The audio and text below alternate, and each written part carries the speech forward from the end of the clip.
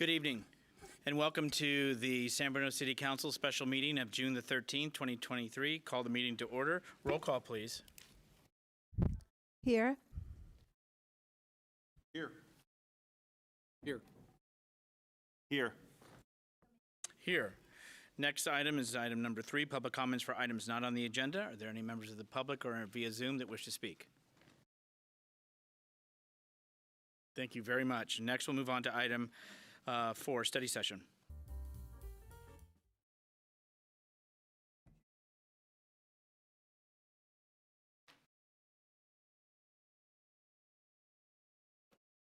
Thank you. Before I turn it over to the interim city manager, I want to thank the SLT team for being here.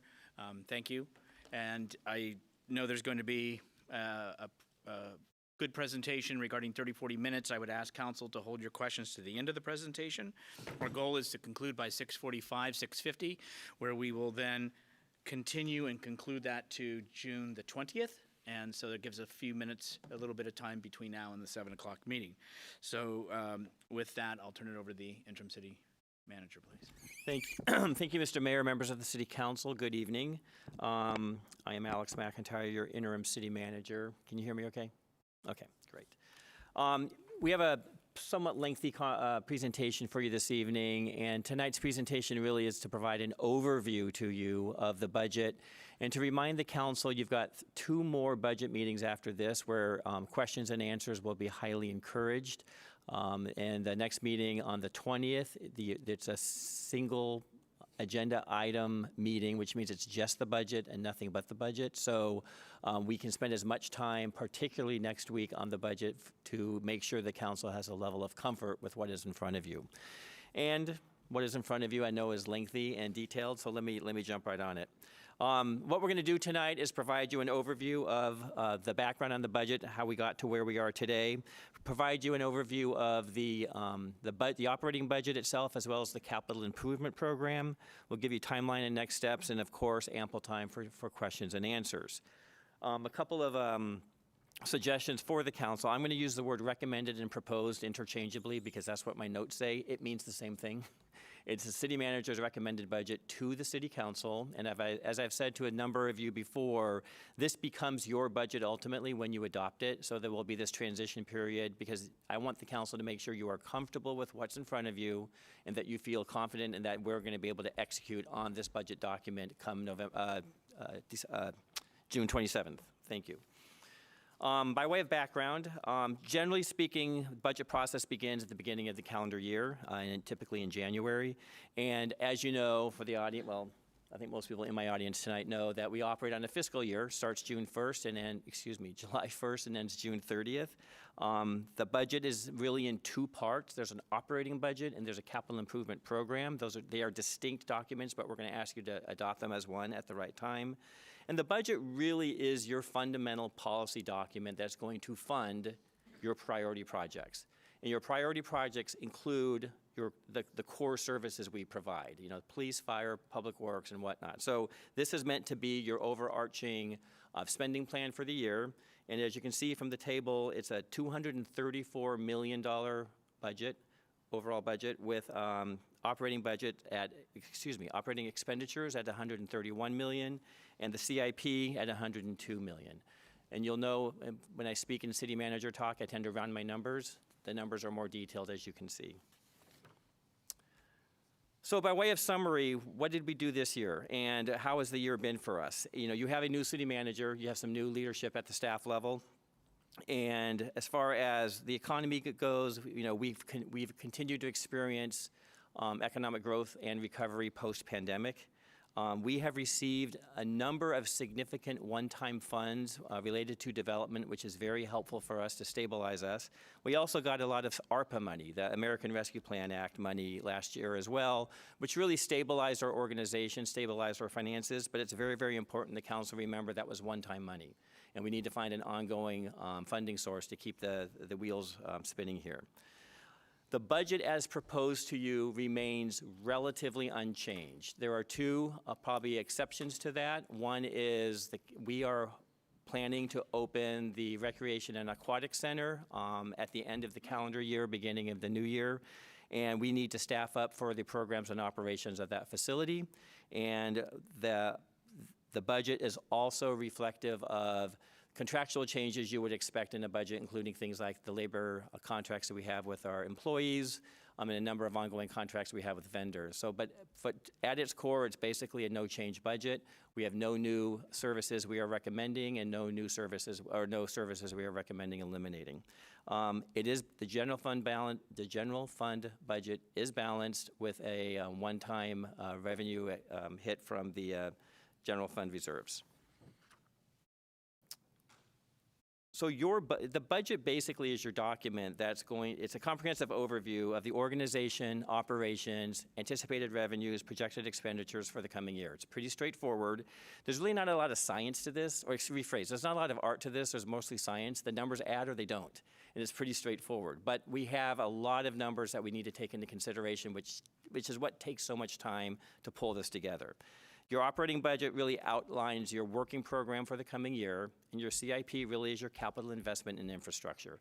The operating budget's 1 year, the CIP is a 5-year document. And what we will do when we adopt the budget, when we ask you to adopt the budget in 2 weeks, you will adopt it, you will adopt the first year of the CIP. The budget also reflects many of the council's adopted focus areas and strategic initiatives that we spent a lot of time working on in April and May, and so you will see those reflected in the document. To remind the council, you had 7 adopted focus areas, and I'm going to dispense with reading these to you because I think you've seen them year after year, and I don't think there's value in necessarily repeating them, but please know staff was focused on this and making sure we were addressing the 7 of these in a manner that the council had hoped we would. Importantly, highlights from the current year, things that we were able to either make progress on or actually complete. Obviously, our number 1 project really has been the continued focus on the RAC and making sure we can get it opened timely and on budget. We've been focused on the comprehensive fiscal sustainability project, trying to find new revenues to, again, further stabilize, rephrase, new ongoing revenues to further stabilize our financials, our finances. Implementation of the transit corridor plans, the transition from at-large council elections to district elections is a very big deal here. Water and sewer infrastructure maintenance and rate studies have been reviewed by the City Council. We have focused on the Bay Hill specific plan and the Google campus expansion, and I think we've seen some very positive results there. Fiber to the home in large multi-unit developments. This has been an effort with CityNet to provide fiber to the home. And we are in the process of the disposal of the Crossings project, or excuse me, the Crossings parcel that is owned by the city to a car dealership. And the big sort of, the really big lofty project that we're going to be working on for some time is the reimagining Tanforan. So moving forward, the general fund budget. This is the budget. This is the area of spending where the council has the greatest discretion. These are the monies that you can pretty much do what you want within law, and it gives you you have a lot of discretion on what you can do with these funds. We have recommended a program to, like as I said earlier, to maintain core services as they are set up presently. The general fund really is your primary source for places like police, fire, recreation, public works, parks and recreation, et cetera. Your general fund budget anticipates revenues of $64.9 million. We are anticipating expenditures of $66.1 million, requiring a $1.2 million transfer from the general fund reserves to balance the budget. Your general fund operating budget, what I wanted to share with you here is just to show you the mechanics of how this all works. You find this in the budget letter as well as in the budget document itself. Just to orient the council for the slide, the second column here is really your amended budget, and that's the budget number you care most about. The council has made almost $5 million in budget amendments over the course of the current year, and we'll show you the beginning fund balance, and then the estimated actual based upon how we perceive the year end to be, and then what our recommended budget is that third column circled in red. You see a beginning fund balance of nearly $12 million. You see an input of about $65 million. You see an output of about $66 million, and it requires a surplus, excuse me, it requires a deficit, it creates a deficit of 1.2 million, which will draw down the fund balances to about 10.7 million. So importantly, again, we can afford to do what we're doing, but we can't do this every single year. So we need to find a way of weaning ourselves off of the general fund balances or reserves. So the general fund really, the revenues of the general fund come from a couple of major sources. You know, taxes and fees is the primary one, representing about almost 80% of your budget is taxes and fees. And the, you know, taxes, property taxes, sales taxes, TOT, and business license is about 53%. I think I did my math wrong. And fees are things like the VLF, the vehicle license fees, the card room fees, and the franchise fees. You know, all those are really the bread and butter for the city. The use of monies is basically interest income. The transfers in and out has to do with the enterprise funds and the internal service funds providing the services. And department revenues are the revenues that are generated from the master fee schedule. And that's what you guys will be seeing later on this evening. And again, in total, it's a nearly $65 million revenue source, and we can talk more about the details of how we came up with the anticipated revenues we did. But for the sake of time, I'm keep moving through this. General fund expenditures by department. In a city like ours, it's not a big surprise that public safety is the greatest consumer of the general fund. Police and fire are critical services for our community, and again, it shouldn't be a huge surprise that 53% of the general fund goes to public safety, and it's well invested, I would argue. Because we're a service organization, it's not a surprise that compensation is the biggest chunk of our expenditures. We are highly dependent on our employees to provide the quality services they do, and so we make that investment in their salaries, retirement, and benefits, et cetera. Service and supplies is a smaller chunk, and then capital here is not the capital improvement program, but more like desks and chairs and simple, small things like that. So that really makes up your overall expenditures by department. The general fund continues to struggle, as I mentioned earlier.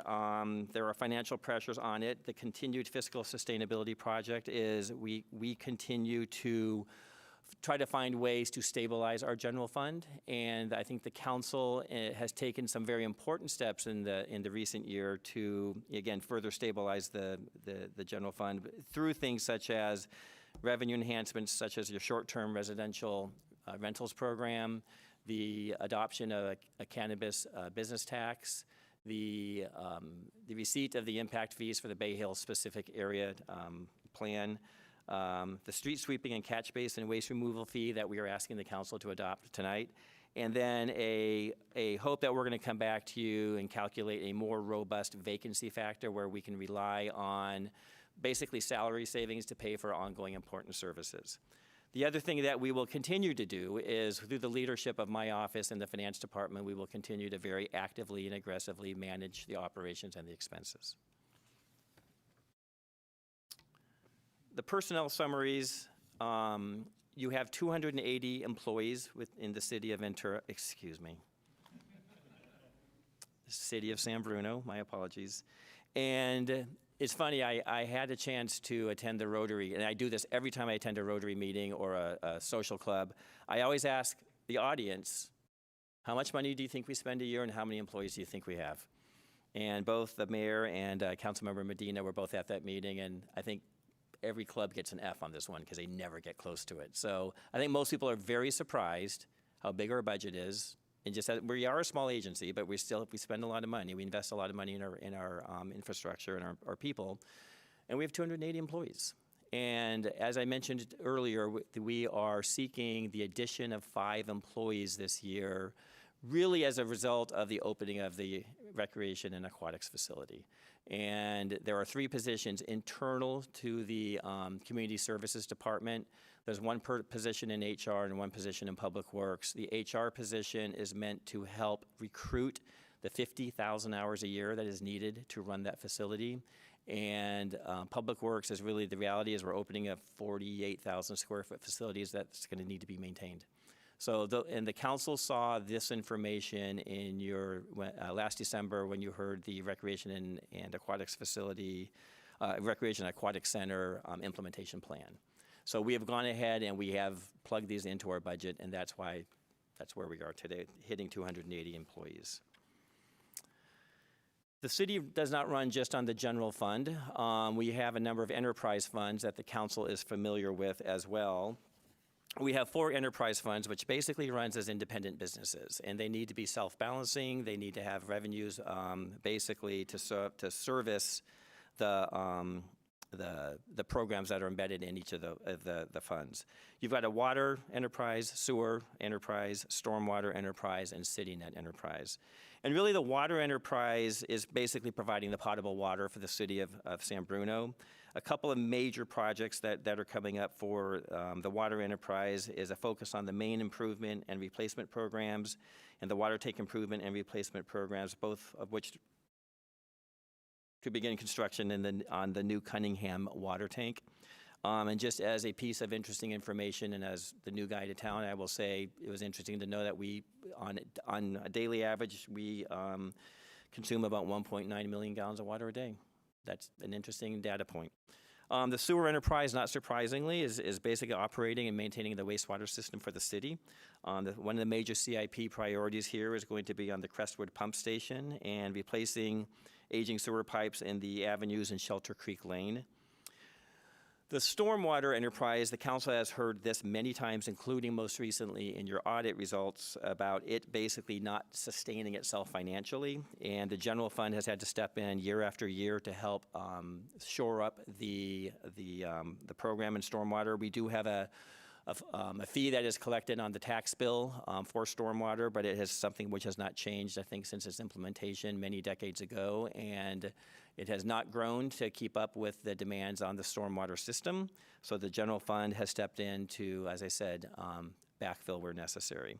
And CityNet services, and the council is aware of this. This too came out of the result of the audit, and council, I think in April, had asked me to come back with an idea on how we might further shore up the CityNet enterprise. And the council is very aware that this is basically the old cable system that is providing cable services, internet services to our residents and our ratepayers. And we are continuing to work on a program for that. I will say in this year's budget, it is balanced. I think to the tune of about $8, but it is a balanced budget for the enterprise. But there are still needs that the CityNet enterprise is going to have to work on. We have additional funds, and we have internal service funds and other funds. And these really are, the internal service funds are basically funds that are self-generating, the central garage, building and facilities, technology, and self-insurance. This year's budget is going to be about $7.2 million allocation transfer, and it's really to provide those. I think they're self-acknowledging what they are. But the city also has about 61 funds overall, of which many of them are no longer active, but they're still on our books.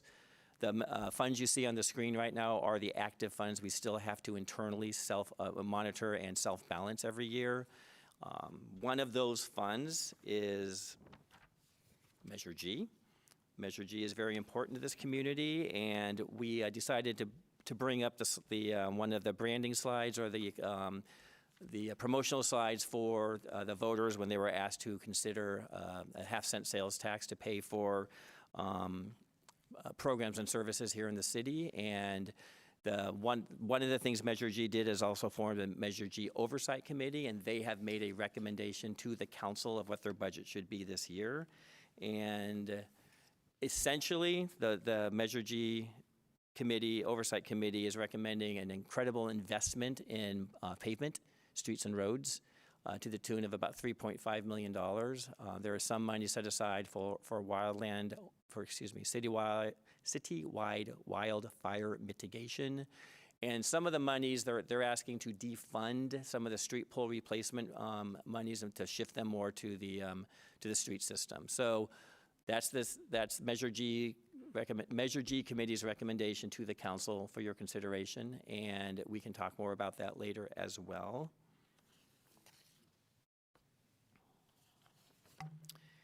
At a very high level, your capital improvement program, we're going to talk in greater detail about this next week, but I just want to put this on your radar as to what is in front of you for the CIP. your capital, CIPs are very smart business moves to make sure we can invest the kinds of monies we have available to us for the needs in our infrastructure. And it's really to plan, develop, and identify projects using a long-term vision for the community's facilities and infrastructure needs. This year, in your fiscal year 23-24 year, there are 95 funded and partially funded projects that are coming, that we are asking you to consider funding. The overall CIP is a $244 million program over 5 years, of which 172 million of that is really water and wastewater. So we're making a real heavy lift over the next 5 years in the water, waste, and the utility systems here through the CIP. As I said earlier, the CIP is a 5-year program. The CIP is divided into 8 categories. You can see on the slide here what those 8 categories are, how we are recommending the allocation of the funds, and you can see that it does add to the $243 million for the 5-year CIP. The current year funding is $102 million with 95 projects, and some of that $102 million is carryover from prior years.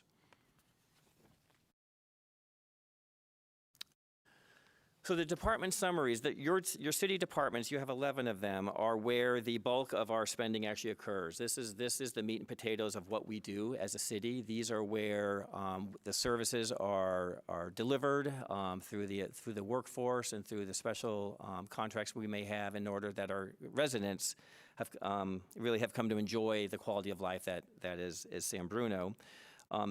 We are going to dispense with individual department presentations tonight because many of you have seen these before, and they can really sort of bog us down. What we would prefer to do is I'm going to what is in your budget document for each department. They include a narrative information outlining the department's programming. They have budget summaries with revenues and expenditures.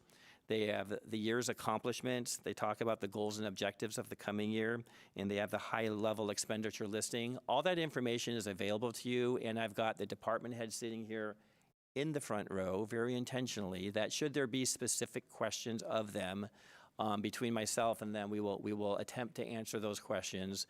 If we cannot answer a question tonight, we will come back with an answer next week for you, just so we don't spend too much time flipping through books and whatnot. The slide on the screen right now really is the high-level summary of how the employees are divided among the departments, and well as what the total operating budget is for each department. And again, this is operating budget, not just general fund. So next steps. As I mentioned to you at the beginning of the presentation, you have a budget workshop next week, which is 100% focused on the budget. There are no other items before you, so we can spend as much time through the course of the evening rolling up our sleeves and diving as deep into the budget document as you're comfortable doing. June 27th, we do need to adopt a budget and all the enabling legislation that follows it. And so that's really what's ahead for us, and staff will be around, of course, to answer any of your questions between now and the 27th. We have a crack team here who knows what they're doing and really has a good understanding of the details.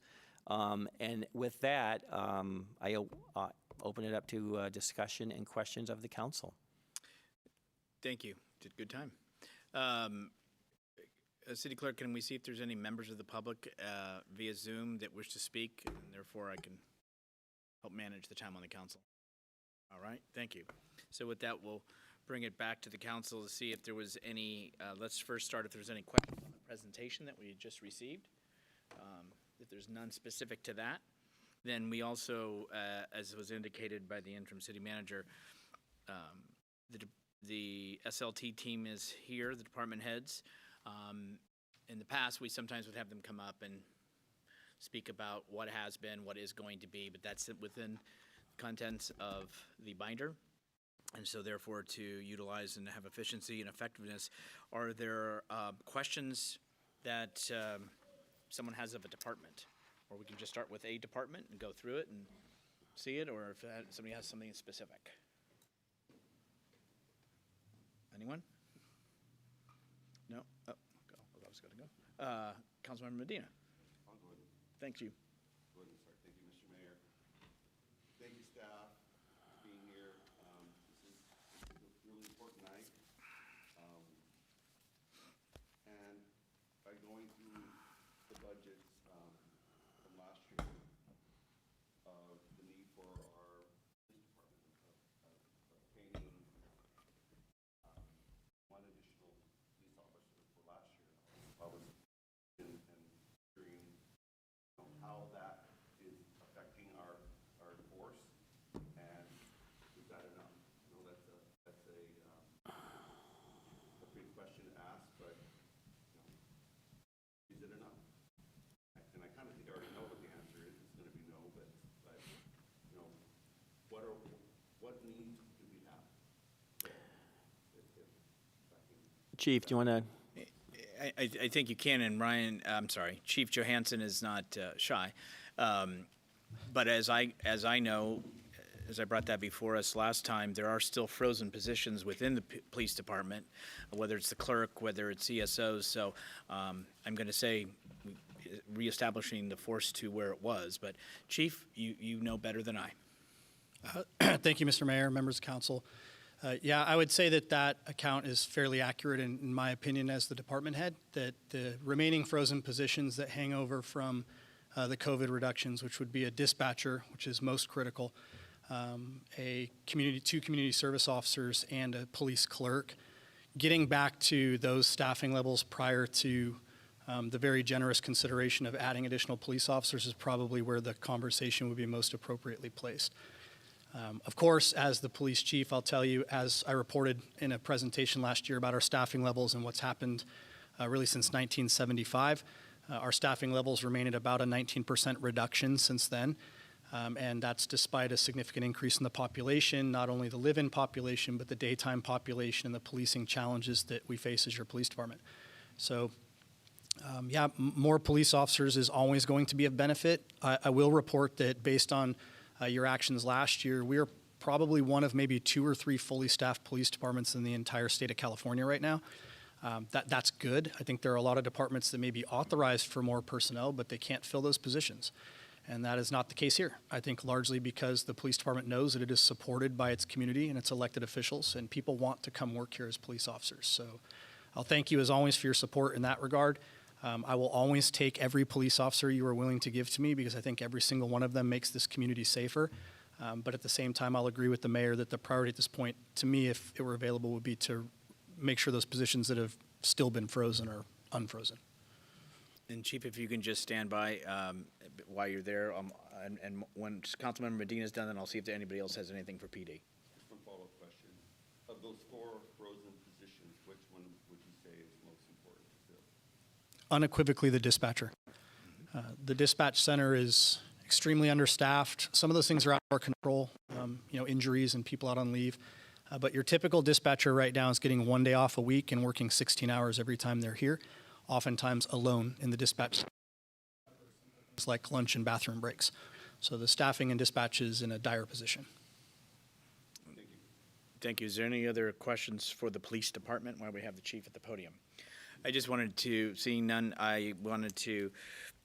we talked about having it fully staffed. You say it's a good thing. I'd say it's a great thing to be at that end, because in my time in this city in various capacities, that has not always been the case.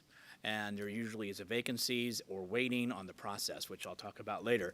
So I think that's, thank you to you, the command staff, and to everyone within the department for getting these little touches and nuances that I've seen, whether it's going and getting an appointment with you to go see how you've converted the briefing room into exercising, how you've done other little modifications I won't go into to make it more of a collective, a family-oriented, everyone's there, has your back, stands by your side, and we get the job done.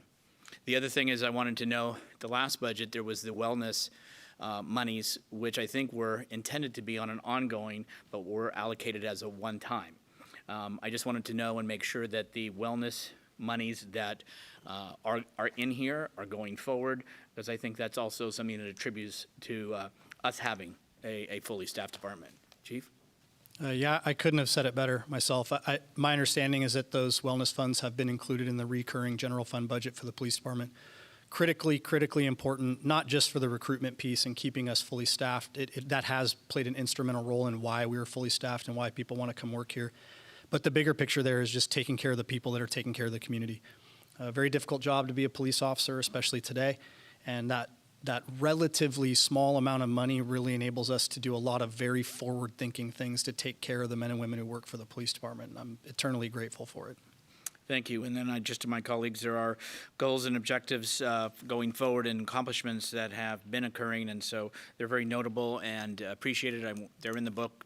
People can see them online, but I wanted to acknowledge that as well.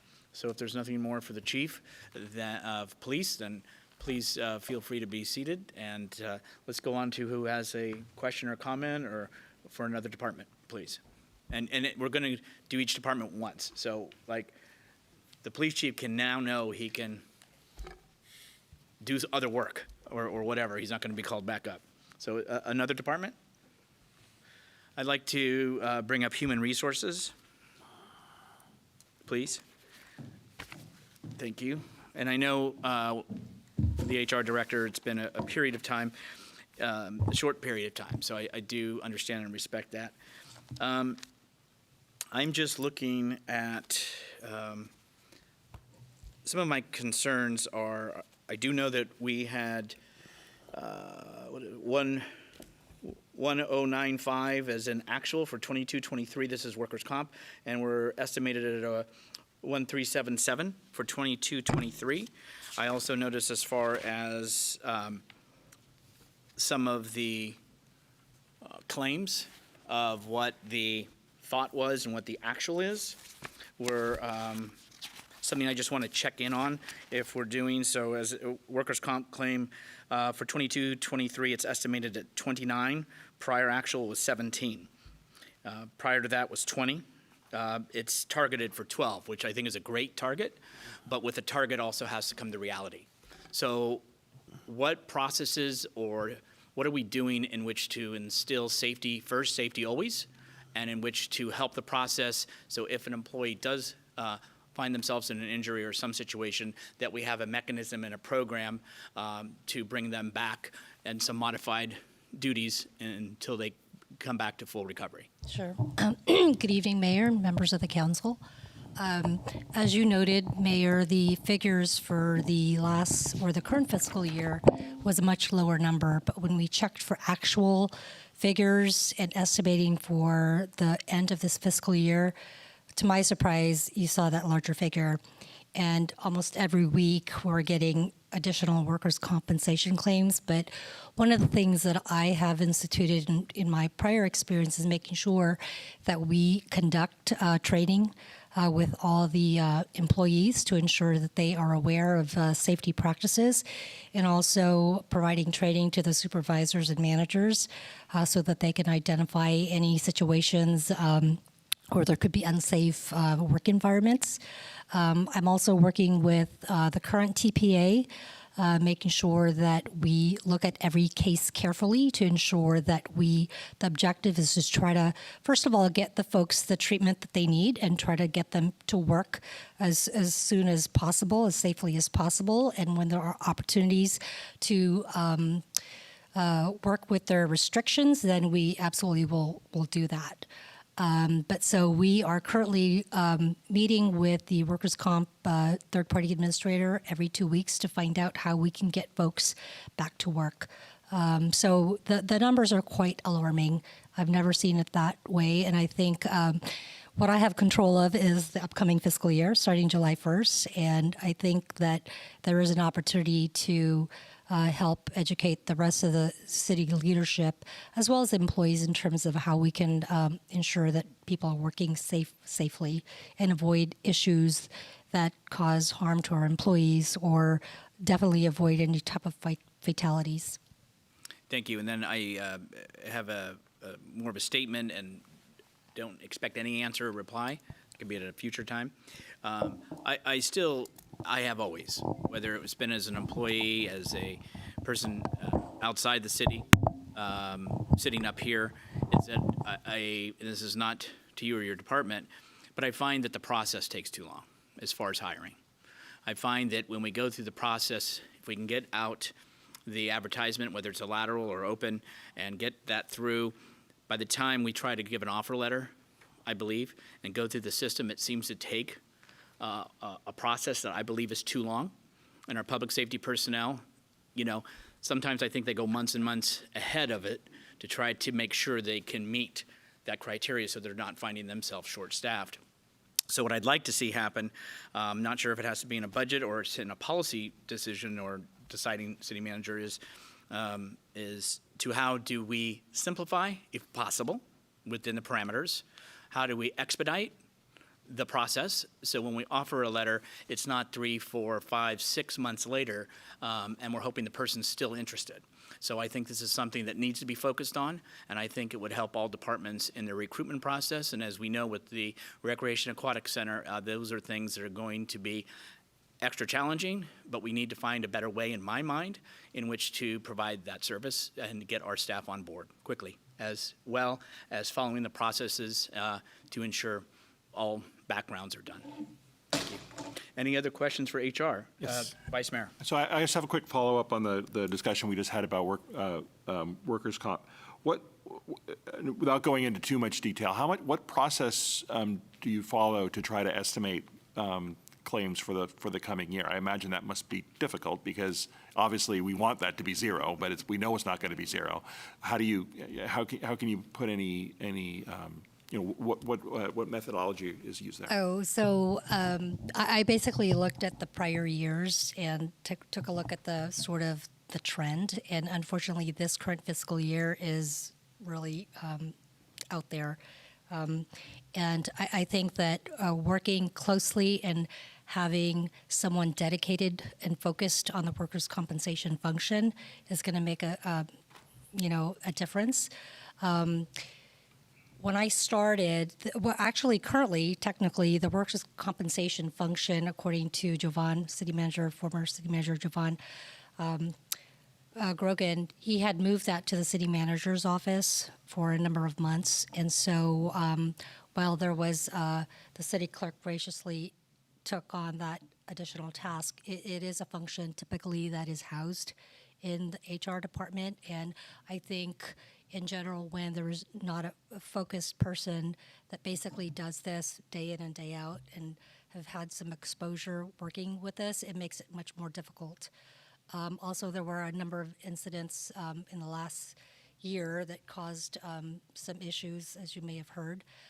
But in terms of methodology, it is really looking at the trend and having a goal that I think I can achieve, obviously, working with the TPAs, working with the department heads, the supervisors, and making sure that they identify potential hazards in advance and take appropriate action, accelerating any type of training opportunities for the departments, holding people accountable.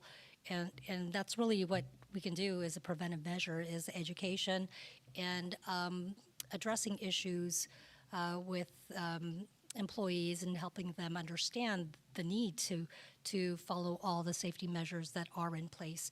So the good news is that in prior years, the city of San Bruno has shown that it'll have a lower amount of workers' comp. It's hard for me to really explain what happened this last fiscal year, but a city this size can have the amount of workers' comp claims, and that would be considered reasonable in terms of, even after being careful, accidents do occur. But I was very careful in that estimate because obviously a year from now, there's going to be questions if I'm unable to meet that. But it's a collaborative process with my colleagues, making sure that, definitely looking at the various departments and positions that these are prone to accidents and working with those folks to make sure that we partner together to lower these incidents and accidents. Great, thank you. You're welcome. Councilmember Medina.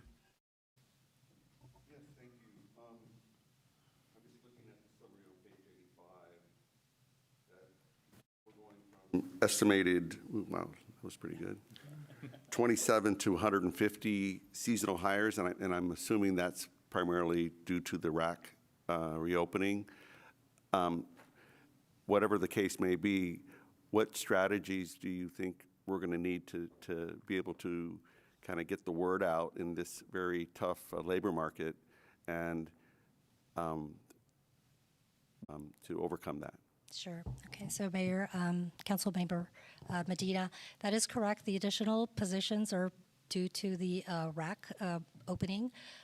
My team, and should the budget be approved with the additional HR analyst, that person will be focused on recruiting and staffing the RAC and working together with the community services team, because it does literally take a village to bring in really probably, I think the goal is up to 30, but we believe we need about 60 folks to open up the RAC this coming winter, potentially in various different positions. But in terms of a strategy, one of the things that we will do is try to find the folks that we think might fit the bill for these type of positions. And working with Damon and my team, it would be using social media to attract the various folks. Most of the prior employees are 15 to in their 20s and higher.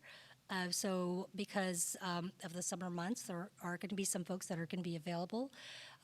We will be reaching out to the community, whether it's the local high schools, the community groups, churches, places where these folks may hang out. And so we will have a recruitment strategy outline available. We will be, again, as I mentioned, using social media. We'll do some outreach. We will publicize in various periodicals that recreation folks usually look at. We'll share also with our various, neighbors, although they usually are looking for the same folks. It's not easy, but I think if we approach it in such a way that showcase the RAC and that this is a wonderful community to work for, I think we'll be able to meet that. One of the things that I mentioned, maybe to you, Damon, or to a candidate that I'm actually looking at to bring on board, but I told her it really is contingent upon the approval, is she has some ideas in terms of, I had proposed to her as a case scenario question how she would assist in staffing, and she provided some good feedback, so hopefully this works out. But yeah, those are just examples of how we would recruit for the position. And again, it's not, every HR works with the departments, right? And so I know Damon has offered himself and his team to help staff job fairs that we would have during the weekends. And we would have a system in place so that we will attract the folks and have on site an opportunity for them to apply for the position, to potentially get screened, and basically could leave the premise with, some candidates to follow up with. Thank you. You're welcome. Any other questions? Thank you, Director. Does anybody have another department? Vice Mayor? I have a question for the Chief DeLay in the Fire Department. Oh, good, because he was next on my list, so thank you. Good evening. Hello, Chief. I had a question regarding the ongoing effort for wildfire mitigation within the city.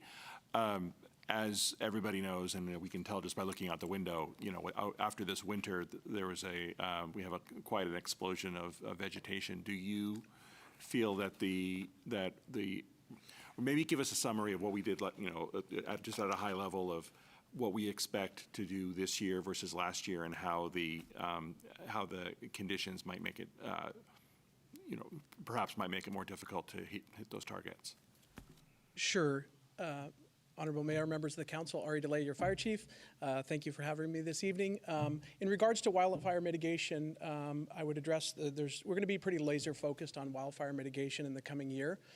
We have some opportunities with the citywide wildfire mitigation program itself, the PG&E Crestmore Canyon dollars that are associated with it, and if you recall, the Jackie Spear allocation of funds that we have as well as the proposed enhancement for Measure G funds for wildfire mitigation. And really the limiting factor is going to be contractors to be able to actually conduct that work. We are currently working on developing an RFP for long-term wildfire mitigation work for a contractor. We're looking to try to, instead of rehashing that every year as far as the contract goes, work towards more of a 3-year program where we can hire a contractor and continue that work pretty aggressively. In regards to the predictive models of what's happening this coming year, as you know, we've had quite a bit of rain this year, really a unique opportunity for great water for the city, but when it comes to wildfire, that's going to really create a great grass crop for us, and those are light, flashy fuels which can move rather quickly. So I would say at a high level, we're working to intensify the wildfire mitigation efforts that we've conducted in the past with the increased revenues and working within the bounds of being able to get contractors to be able to actually perfect that work. Okay, great, thank you. I very much appreciate going after various funding streams to keep that going. So I'm glad to know that that any constraints aren't going to be necessarily budgetary, and thank you. Sure. Other questions while we have the fire chief up? I had two. One, I just wanted to acknowledge the emergency calls for service. The actual 21-22 is 3,638, and the estimate is at 5,000. Very round, nice round number. But still, that's quite a increase. So obviously, the community is getting larger. Our staff remains the same. But one thing on page 117, and we don't need to look at it, but it says strike team reimbursements. And obviously that's when we are asked and or mandated from the state to go help elsewhere or beyond. And then we obviously have the reimbursement from the state. I have been an advocate and still will say it again, is that we get monies for the staff, obviously, which needs to go back to the general fund, but we also get reimbursement on the vehicles that we send up their truck, or usually engines.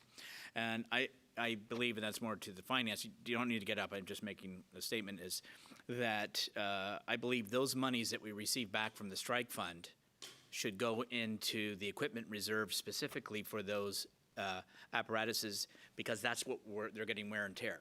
And I think it's not gonna be tons, but any bit helps because they're not cheap. So I would like to see that going forward, and I think is one thing.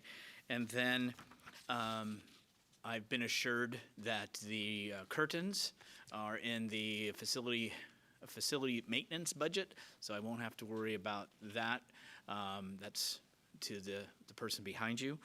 And I think that's it for myself. Was there anything else, folks? Then Chief, thank you. Oh, yes. If I could, just for the call volume, you'll see. Oh, I thought you were going to talk about curtains. Just briefly, the call volume, specifically COVID, had a really significant decrease in our call volume, ironically. You would think more people would be calling 911 during the times when people were sick, but really there was a propensity from people to not call 911 for medical type emergencies. So we saw a significant decrease in call volume. That has rebounded now, and we're right back in the thick of it, and this 5,500 incident number is probably going to be a little on the low side. So. Appreciate that. No, I'm sorry, Councilmember Medina. Sorry.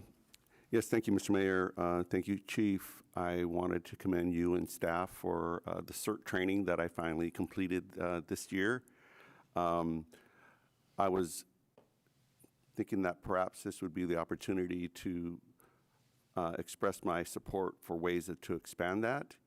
I noticed that the majority of the people that were in the CERT training were veterans of the program, and how by attending that and completing the course for the first time, that it really makes you think how to protect your house and protect your loved ones, and making sure how people could learn basic skills, because from what I remember, when the natural disaster hits, and it will one day hit, who knows, in my lifetime or maybe later, but we're going to be on our own, and we need to be able to take care of each other and have the basic skills of turning off the gas and learning how to apply the basic first aid. So I think this is the appropriate time to check in with budget to see, what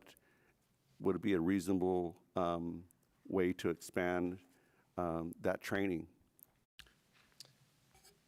If I could, Mr. Mayor, we are looking forward to increasing the CERT participation and training throughout the community. You know, COVID really kind of dampened that for quite some time. And we were very successful in the class you attended, and we look forward to putting on an additional class this year. And one additional program that we have just initiated was a firefighter rehab program. And what that really is meant to do, it's twofold. It's really meant to get engagement with the CERT team members, because we train them for the disaster that may never happen. So it's hard to keep people motivated and continue to kind of carry on with the program. But we probably between 5 and 10 times a year have an opportunity where we are required to take and protect our employees from times where they'll be out there in the really hot sun, need hydration, nutrition, those types of things on larger scale incidents. So we're planning on, we've trained a small group of people now, and that's actually kind of grown with our neighbors to the south, with Central County Fire as well, to develop this firefighter rehab program to be able to support our employees, but also to re-engage the community in disaster preparedness as well. Yeah, I was going to say, with COVID, obviously, that put everything to a halt. That's why you see like a 35 or a 0 earlier on, and then you're up to 100 in the 22, 23, which is the most it's been. And seeing it, being at the graduations that I have, being at the one where we had it in the EOC, where they were sworn in at the first time following the amendment that we all did within the county for disaster personnel, and having the refresher, I thought was actually very beneficial as well. Even during COVID, where I started taking classes, it was online. So there's a lot of options and opportunities. I would say there's more camaraderie, and it's probably easier than taking the tests online, being with the group of folks to support you. But thank you very much. Being nothing else, is there another, keeping in mind that the CIP will be next week when we start to go in those, or are there other departments, thank you, Chief. Thank you. Other departments that there are questions or comments for?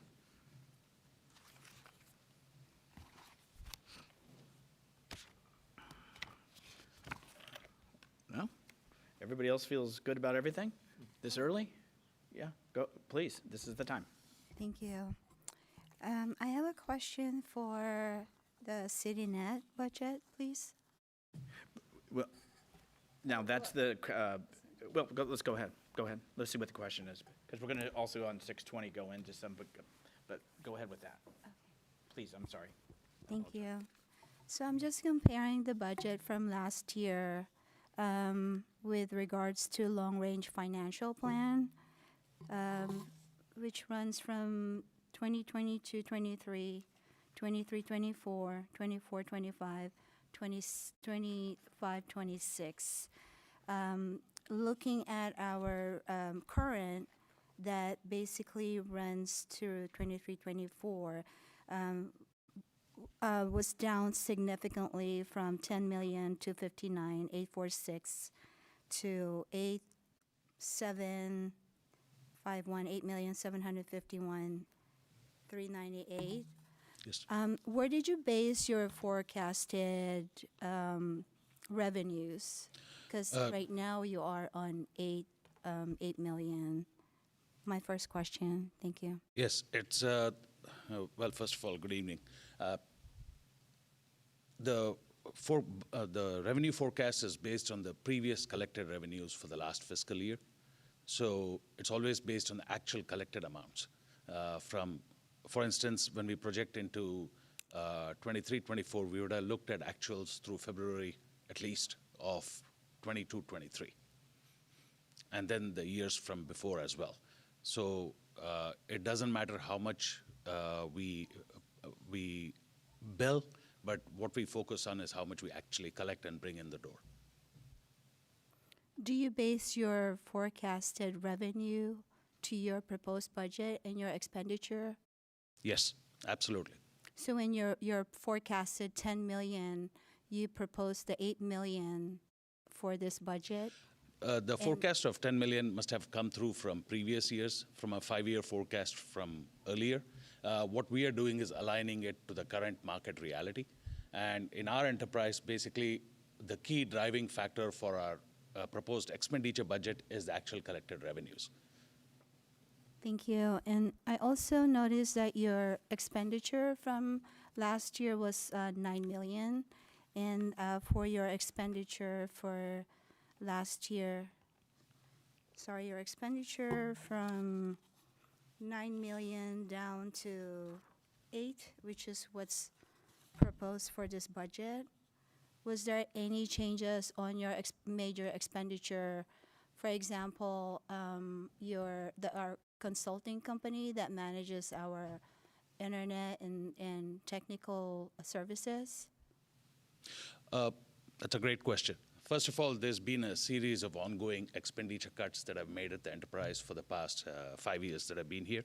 And the focus in those expenditure cuts is primarily on TV content expenses, which have been kind of getting out of control, or they were really out of control, and now we've managed with great difficulty to bring it to the point where we're not actually losing money on a per subscriber basis. So one source for those cuts is the TV content expenses. The second source has been in the matter of headcount. As people have retired, I've chosen not to hire immediately for certain roles. 2 such roles in the past year have included the programming and technology manager, who used to manage our Channel 1. We've gone in a different direction for completing the task, in that we did an RFP with the council's permission, and then awarded a contract to a company called MCTV. And you see a representative from MCTV at the back of this hall doing the work of actual live coverage today, instead of the programming and technology manager. Additionally, we did not hire to fill the role of the retired business operations manager. That's a task I've taken on myself to do it in the meantime, as we realign the strategy of the enterprise itself to become more of an ISP as opposed to a full-service cable TV provider. So these cuts, the TV content expenses, the headcount reductions, and almost every other aspect of our operations is what has led to a $1 million reduction in the overall expenditure from last year to this year. And hopefully this continues going forward, because what then that would create when compared to revenue is a margin. And that margin is what would fund our operations going forward. Thank you. Thank you, Mr. Mayor. Thank you. Other questions for CityNet, please, at this time? Okay, thank you very much. Thank you. Is there other departments? Folks? Mr. Mayor? Yes. Yes, this is kind of funny. It's kind of like, come on down, community services, Okay. if it's okay with you. Absolutely. It's just a little different. It's kind of interesting, like, Okay, well. Yes, you're the next contestant. Go ahead, council member. excellent. So I did bring this up to the city manager in my one-on-one regarding parks, not just the big park, but in general, the needs of the other parks that are spread across our community, and to put aside some money that we actually do have in our budget, and what would be the best way to, it's not really a strategic initiative per se, but it's like, what would you need to do to assess what you can do to improve the parks, whether it's new benches, whether it's tables, whether it's a basketball court. And so that's the first part of the question. And then I think I learned that your crews are also responsible for maintaining the medians. And so what would it take to, whether it's doing it internal or to budget the maintenance of those medians? Okay, good evening, council. So we would take a comprehensive study of actually going through all the parks and cataloging what is needed, and then receiving quotes and seeing how we can appropriate those funds to some sort of reoccurring maintenance for the parks. And then in regards to the medians, there was a study on what it would take to contract out the medians, and it did cost approximately 2 full-time staff workers to do that, and then the project was put on hold.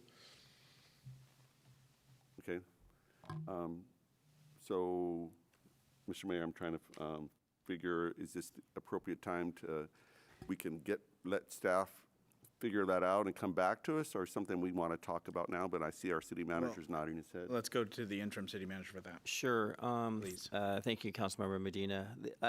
I think depending on the specific request, and for example, if it's focusing on, let's say, a beautification effort, whether it's tidying up, cleaning up, such as the landscape medians, or replacing things like benches and minor furniture that might be found in the parks, that's probably more relatively easily done. If we're talking about rehabbing or refurbishing the greens and whatnot somewhere, I think that's a different level of a project.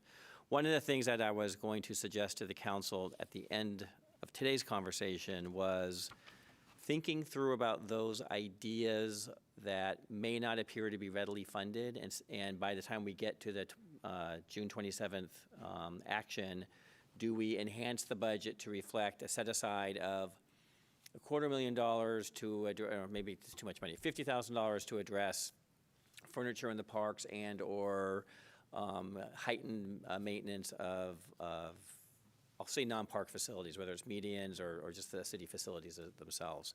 So things like that you don't see readily in the budget that may not be there because it is deemed an enhancement. Those are the kinds of things I would ask the council to think about. And it's obviously not just parks, it could be across the board for all services.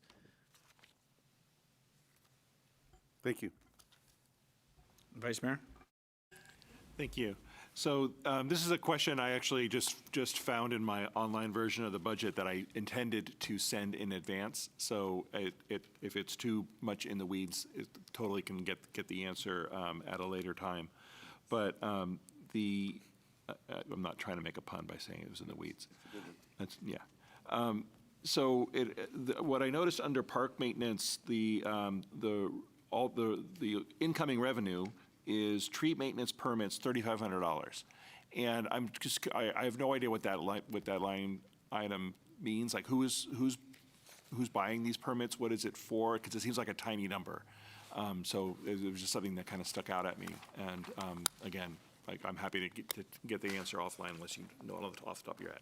So those are the permit fees necessary for tree removal or pruning of residential trees. Mm-hmm. And so they submit the permit to the Community Services Department, and then we process those payments. Okay. So I would have to gather from this small number that there's probably a lot of unpermitted tree pruning taking place within the city. Potentially. Okay. All right. Thank you. I appreciate that. My question, Sandy, did you have any questions? Okay. My questions, one of it is number of special events offered. It was estimated at 32 for the 22-23, and the target is 10 for the 23-24 under Administrative and Recreation Services budget summary. Is there a reason with post-COVID and the facility opening that would be taking a decrease? I think it's about us re-envisioning the department and our special event offerings as we focus a lot of our energy over the first half of the fiscal year on the opening of the RAC. And then once we understand the staff commitments there, to look at how we can add additional special events to the department. And at the senior center, annual number of meals served, which is our lunch program, estimated for 22-23 is 29,000, 23-24 is 24,000, 5,000 less. What's the reason for the decline? The main reason for that is to try to standardize our offering for the lunch program, as we are currently using a caterer as we have a vacancy, but then also when we do have the food service coordinator, it's tough to determine the amount of people that come to the lunch program, and it ranges from 70 to about 150 depending on what the meal is and if there's an event that day. And so our goal is to standardize those meals to be within 100 and 120, at which point we would not have as many spikes above 120, so that we don't have as much leftover food product and things like that. Okay, I think my last one is going back to the medians. It says miles of medians maintained linear. So 7.35 is the actual, it's estimated 7.35 in this budget cycle, which is about to end soon. Is that 7.35 and I don't need an answer now. I'm just checking its accuracy because one or more of us may have heard something about medians over the year, but that's it. It's the number that I understand, but I would have to check it, and I can report back on June 20th. Perfect. Any other questions for community services? Thank you very much. I will ask finance, please. Just kind of, and I don't need an answer, it's just kind of the question, and maybe you have this as far as, I'm talking about credit card fees. Looking at the upcoming budget, it's about $60,000 estimated for the Recreation Aquatic Center. So I'm trying to look, because it's under other services, but it was quantified as credit card fees, but I didn't see it under finance, because obviously when people are paying, or my credit card is charged for the auto deduct. My point of it is, if it's just 60 for one division, and let's say it's another 60, it's 120,000 or so. So I've brought this up before, and I know it's not probably a popular one, but you know, registering for the car registration. So I was going to go online. Well, there's a fee to use a credit card for the DMV. There's a fee to pay your property tax if you use a credit card. There's a fee if you go down to the county to pull a permit. There's a fee in some jurisdictions. For recouping that if you're paying via credit card. So I wonder if it's time for us to look, because if we're talking, and I don't know what it is in finance unless you have an estimate of what those credit cards, do you by chance know, or if you don't, it's okay? Good evening, Mayor and members of the council. No, I don't have an estimate. This is not something I've looked into, but we would be happy to look into that and get back to you. Yeah, and I don't know what the other jurisdiction, but yes, sir. Yeah, the only comment I was going to make is I agree with the mayor in the sense of it is becoming more common as a form of receiving payments, and it's called a convenience charge for your convenience, and it's for our convenience as well. Very honestly, cutting checks and processing checks is really expensive as well. I've had this outrage with the banking institutions for various places I've worked before on how much money we spend on things like this. But my finance team has told me in my past that charging the fee could discourage people from things like signing up for rec programs, even though it may be $20 to sign up for the program. So the $3% is going to end up being what 60 cents, whatever the math is on that. I mean, so is it worth it? I think is the question for the trade-off of it. Does it discourage people from actually? You don't have a choice but to re-register your car. You don't have a choice to pay your property taxes. You do have a choice when it comes to certain services we provide. So we want to balance that, just be mindful of it. True, and then I went to Daly City to AAA, and guess what? Debit card was free. If I used my credit card, there was a charge. Right. So it is becoming more commonplace, and when I've gone to jurisdictions, and this is a few years ago, some are no charge and some do charge. So again, if we're talking somewhere around $100,000 a year, I mean, that's something. Is that something enough to unfreeze a dispatcher? I don't know. But I do appreciate what you're saying, the balancing between the two, and that's just something if we can look at.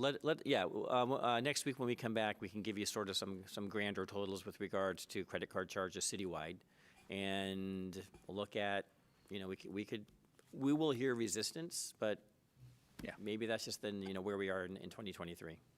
Yeah. Yes. If I can make a suggestion, maybe we can look, if there's any kind of a breakdown, we can kind of, I can imagine some of our services would be considered as, like you were saying, registering your car is pretty much mandatory. Your water bill might be mandatory. And something that would be more discretionary, like registering for a recreational program wouldn't be. So maybe we can get a breakdown so we can kind of figure out, trying to implement the suggestion you made. Absolutely, we can look at that. Yeah, because guesstimate on the recreation aquatics would be 60, so there was that number. It's just, I don't know what the finance, I couldn't see it in the budget. Anything else for finance? Please. Thank you. Councilmember Alvarez. Oh, sorry, to the city manager. I want to add some suggestion, because what I see from other jurisdiction is the customers actually pay certain fees. So they show on the option to pay like what Mayor already mentioned, that if you pay debit, there's also an option for electronic checking, and that's also free. But then there's also like 1 point something fee that the customers pay. So the city is not actually handling all the costs for our applicants or customers to pay for their permit fees and stuff like that. Anything else for finance? Thank you very much. Thank you. Other departments that colleagues have question? If I see and hear no more, then I'm going to start to wrap us up. Okay.